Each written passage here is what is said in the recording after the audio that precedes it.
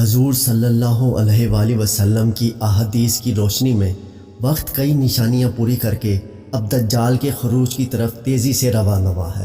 جو نشانیاں پوری ہو چکی ہیں ان میں اونچے اونچے گھروں کی تعمیر، بیوی کا غیر شوہر کے سامنے بننا سنورنا، مساجد سے دجال کا ذکر ختم ہونا، پانی کی قلت اور ناچ گانے کا عام ہونا شامل ہے۔ حدیث پاک میں دجال کو اس دنیا کی ابتدا سے انتہا تک کے تمام فتنوں سے بڑا فتنہ قرار دیا گیا ہے۔ ذرا غور کیجئے کہ قوم عاد، سمود، یاجوج ماجوج جیسی وحشت ناک قومیں گزری، لیکن فرعون، نمرود، شداد جیسے بھی گزر گئے، پر اللہ پاک نے ان سب کو مختلف عذاب دے کر ہلاک کیا۔ لیکن ان سب کے حالات پڑھ کر اندازہ کریں کہ دجال کا فتنہ کیا ہوگا کہ جس کو سب سے بڑا قرار دیا گیا ہے۔ بعض شخص یہ خیال کرتے ہیں کہ دجال ایک نظام کا نام ہوگا جسے دجالی سسٹم کا نام دیا جاتا ہے، لیکن ہم بتاتے چلیں کہ دجال ایک انسان ہے جو کہ اس وقت بھی دنیا میں موجود ہے اور قید میں ہے۔ اس کی قید کے متعلق صحیح مسلم کی حدیث نمبر 7388 میں تفصیلی واقعہ موجود ہے۔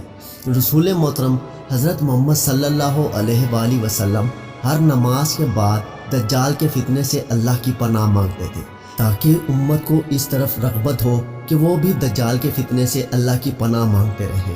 حضور نے فرمایا کہ ہر نبی نے دجال کے فتنے سے اپنی قوم کو ڈرایا ہے، میں بھی تمہیں اس سے ڈراتا ہوں اور ایسی بات بتاتا ہوں جو اس سے پہلے کسی نے نہیں بتائی۔ وہ یہ ہے کہ دجال کانا ہوگا۔ دجال کے معنی بہت زیادہ جھوٹا اور مکار شخص کے ہیں۔ یہ شروع میں خود کو مسلمان ظاہر کرے گا، لیکن پھر نبوت اور بعد میں خدائی کا دعوے دار ہوگا۔ اصل میں یہود سے ہوگا۔ وہ ایک جوان دراز قد، ایک آنکھ سے کانا، دوسری آنکھ میں لالگی، سینہ چوڑا، اندر کی طرف دھسا ہوا، پیشانی چوڑی ہوگی، جس پر کاف رے یعنی کافر لکھا ہوگا، جسے ہر شخص آسانی سے پڑھ سکے گا۔ دجال کے ظہور کی سب سے بڑی نشانی یہ ہے کہ اس کے نکلنے سے 3 سال پہلے پوری دنیا میں قحط پڑے گا۔ پہلے سال زمین 1/3 پیداوار روک دے گی اور آسمان 1/3 بارش، دوسرے سال 2/3 پیداوار اور بارش رک جائے گی، تیسرے سال نہ بارش ہوگی اور نہ ہی پیداوار، جس سے تمام چوپائے ہلاک ہو جائیں گے۔ تب دجال کا ظہور مشرق سے خراسان سے ہوگا۔ اس بارے میں حدیث کی تمام کتابوں میں متفقہ طور پر ایک حدیث موجود ہے کہ جو نواز بن سمان کلابی رضی اللہ تعالی عنہ سے مروی ہے۔ وہ فرماتے ہیں کہ ایک دن حضور نے دجال کا ذکر ایسے انداز میں کیا کہ ہم لوگ لرز گئے۔ اگلی صبح جب ہم حضور کی خدمت میں حاضر ہوئے تو انہوں نے جان لیا کہ ہم لوگ کل سے ڈرے ہوئے ہیں۔ رسول اللہ نے پوچھا کیا معاملہ ہے؟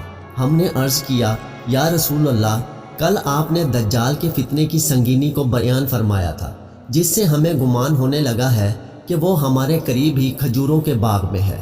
رسول اللہ نے فرمایا اگر وہ نکلے اور میں تمہارے بیچ میں ہوں تو میں تمہاری طرف سے خود اس سے نپٹ لوں گا، اور اگر وہ نکلے اور میں نہ ہوں تو ہر شخص اپنے نفس کی خود حفاظت کرے۔ بس تم میں سے جو شخص اسے پالے اسے چاہیے کہ وہ سورہ کاف کی ابتدائی آیات پڑھے۔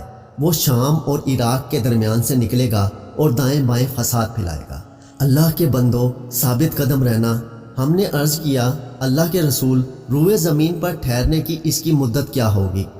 آپ نے فرمایا 40 دن۔ ایک دن 1 سال کے برابر ہوگا، ایک دن 1 مہینہ کے برابر ہوگا، ایک دن ہفتہ کے برابر ہوگا، اور باقی دن تمہارے دنوں کی طرح ہوں گے۔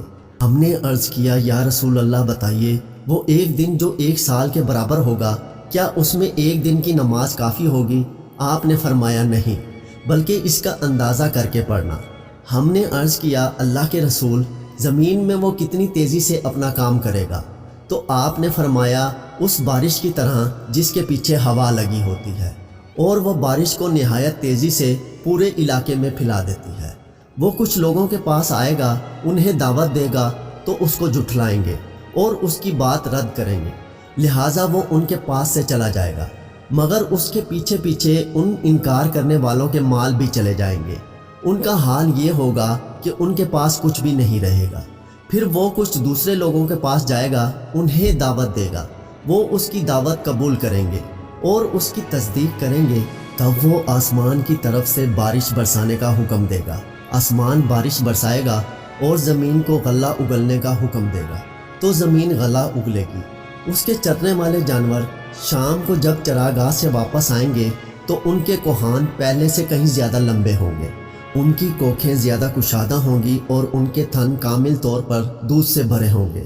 پھر وہ کسی ویران جگہ میں آئے گا اور اس سے کہے گا اپنا خزانہ نکال، پھر وہاں سے واپس ہوگا تو اس زمین کے خزانے شہد کی مکھیوں کے سرداروں کی طرح اس کے پیچھے لگ جائیں گے۔ پھر وہ ایک بھرپور اور مکمل جوان کو بلائے گا اور تلوار سے مار کر اس کے 2 ٹکڑے کر دے گا، پھر اسے بلائے گا اور وہ روشن چہرے کے ساتھ مسکراتا ہوا آ جائے گا۔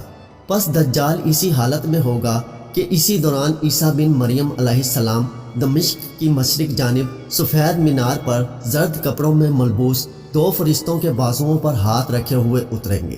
جب وہ اپنا سر جھکائیں گے تو پانی ٹپکے گا، جب اٹھائیں گے تو اس سے موتی کی طرح چاندی کی بوندیں گریں گی۔ ان کی سانس کی بھاپ جس کافر کو بھی پہنچے گی وہ مر جائے گا، اور ان کی سانس کی بھاپ ان کی حد نگاہ تک محسوس کی جائے گی۔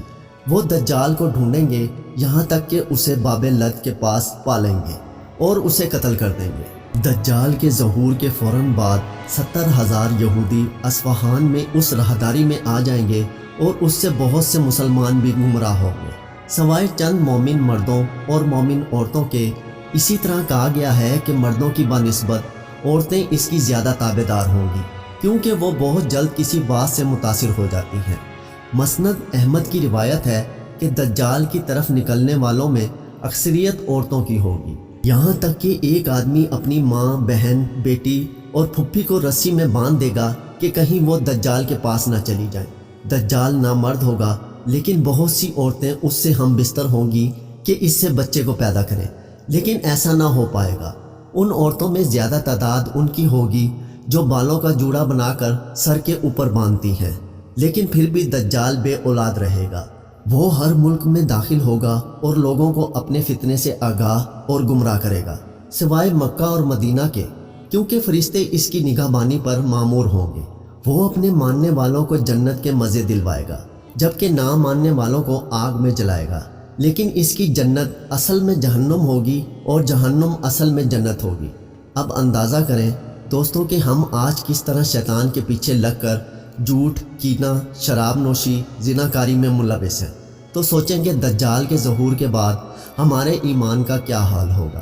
چنانچہ حدیث پاک کے مطابق اگر ہم چاہتے ہیں کہ دجال کے فتنے سے محفوظ رہیں تو سورہ کاف کی پہلی آیات یاد کر لیں اور روزانہ پڑھیں۔